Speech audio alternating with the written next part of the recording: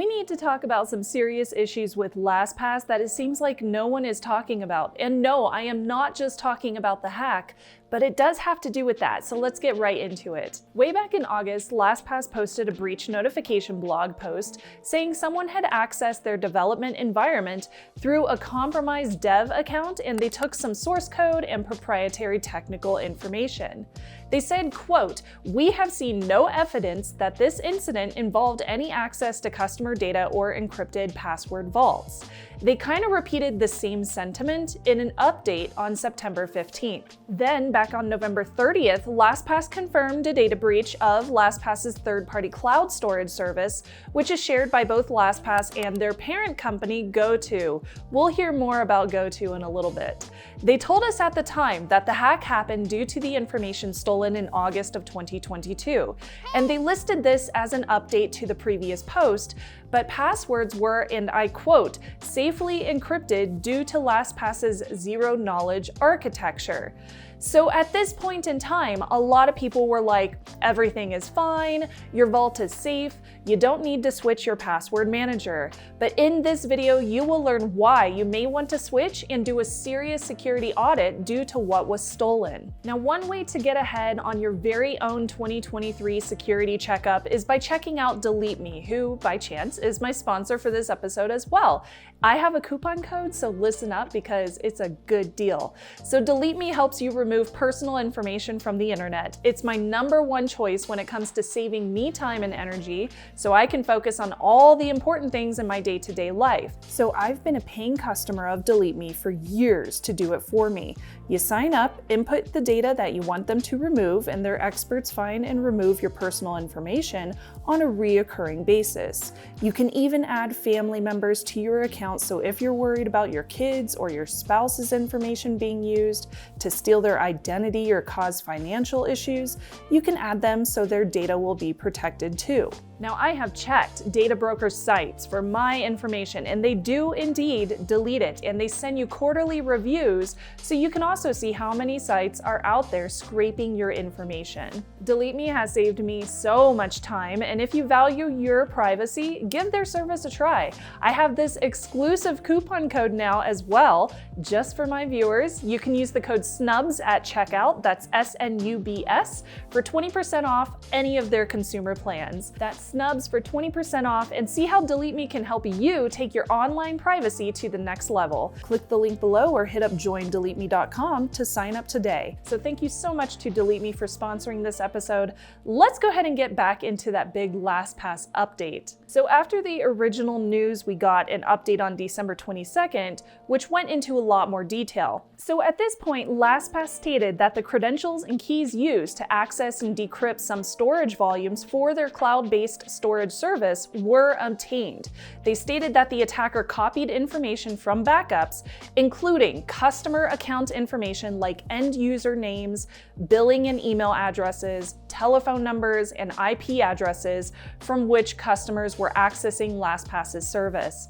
Unencrypted credit card data was not accessed. So here's the fun part. This is the best part. The attacker also copied a backup of customer vault data, which is, and I quote again, stored in a proprietary binary format that contains both unencrypted data, such as website URLs, as well as fully encrypted sensitive fields such as website usernames and passwords, and secure notes and form-filled data. Now, they also noted that these encrypted fields remain secured with 256-bit AES encryption and can only be decrypted with a unique encryption key derived from each user's master password using their zero-knowledge architecture. As a reminder, the master password is never known to LastPass and is not stored or maintained by LastPass.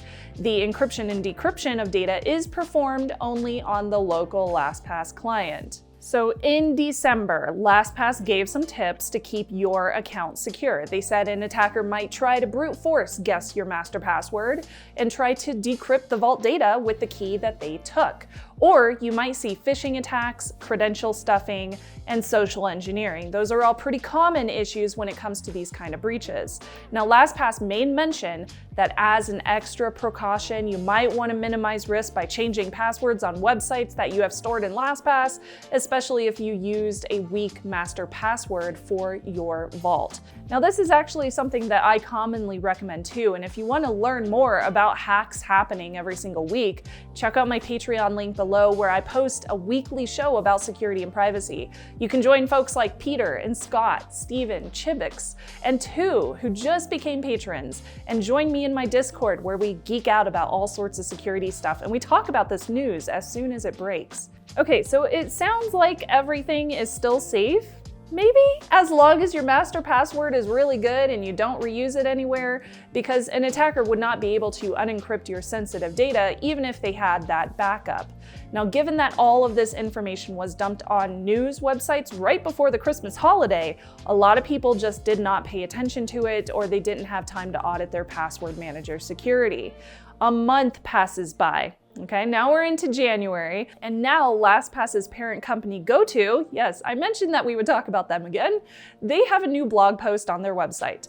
Not an update to the LastPass blog post, saying that this hack also affected other products under the GoTo umbrella. And the affected information may include account usernames, salted and hashed passwords, a portion of multi-factor authentication settings, as well as some product settings and licensing information. Now, GoTo says the attackers stole customer encrypted backups as well. Big yikes. And worse, the attacker also stole the encryption key for some of the products under that GoTo umbrella. Now, GoTo stated that they are resetting passwords on the products that are affected. MFA will need to be reauthorized, and they are moving to a more robust option for identity management. So with this newest update, we have all the information that has been publicized so far. But there's a big, crucial problem that it seems like nobody is discussing. Let's go back to that line from the December update where LastPass said that attackers stole customer backups that included unencrypted data, such as website URLs. Everything else is encrypted, but the website URLs are not. Also, they said such as. What does that mean? Is there other unencrypted data that we should know about? I'm sus, y'all. I am very sus about this. So the whole website thing doesn't sound like an issue until you start thinking about it like a hacker. So this has two problems. The first one is pretty obvious. An attacker could see what websites you visit, and as such, they could use that information plus a telephone number or the email addresses, which we also know were stolen, and try to social engineer you. They could try to get you to click on links sent to your email address, aka phishing, or even send SMS phishing text to your phone number. They could even use that URL detail to try and brute force your accounts, because now they know where you have accounts and they might know what your email address is associated with those logins. But, and this is the really big thing I want to get across, to make matters worse, those URLs could give them direct access to your accounts or give them sensitive information about you depending on how websites log you in. Let me explain. Sometimes when you log into a website, the site will store information for that logged in session on your browser, on your computer or smartphone, and it will have a very specific line of data that allows you to stay logged in while browsing around their website. Now, this is called a session, and it remembers you, so you don't have to enter your username and password every single time you click on a web page for that website. So for example, if you're on Facebook, you stay logged in whether you go to your mom's profile or you click on your direct messages or you go to your homepage. It's all tied into that same session. The session keeps you logged in so you don't have to put in your username and password every time you click on a new page on Facebook.com. We like sessions because they make browsing convenient and fast. But some websites, not necessarily Facebook, I haven't checked Facebook, but some websites store session information in that URL field. And that could include very specific lines of numbers and letters that are tied to your session for your browser, for your computer. Or they could even include data like your username or your email address, etc., etc. Now sometimes, and I know this from personal experience when I was reviewing LastPass and other password managers, sometimes LastPass will prompt you to save a password after this new URL is loaded when you log in. So when you go to save your new username and password in your password manager, it defaults to that URL that includes your logged in session information. So if that data is not encrypted and somebody steals it like we have here, and that website may not be taking steps to make sure sessions are not valid on new devices, the attacker could use that URL to inherit or to duplicate your session, even though they're on a totally different computer, maybe on a completely different IP address, completely different country, who knows. This is called session hijacking, and it's a common technique to steal someone's account without knowledge of their password, and that is a big problem. There's a bunch of session attacks that try to steal your session so that the attacker can log in as you. There's also cookie attacks as well, but we're focusing on the URL for this example. So another thing I wanted to mention with that unencrypted URL field, if you saved a local IP address, like for a server or a remote login or something, as the URL parameter on LastPass, that means that local IP address could now be impacted in this data breach as well.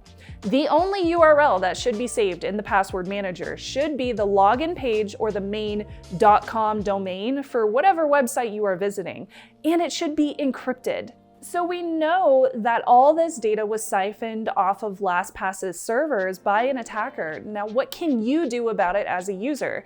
Now, obviously, we can't rewrite the code for these websites that we're going to, so if they're saving your session ID information in the URL field, you don't really have control of them not putting it there. But if you haven't already, now is a really good time to seriously consider switching off of LastPass, in my personal opinion.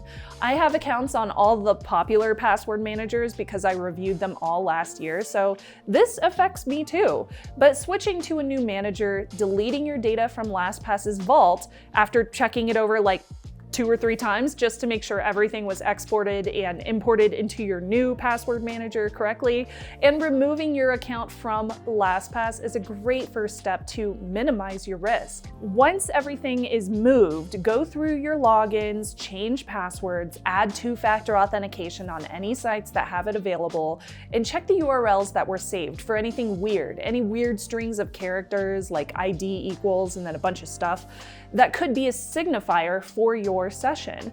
Hopefully any sites that have a session ID in the URL are changing that ID every time you log out and log back in, or they're regenerating it for you successfully after that login so that it changes every time.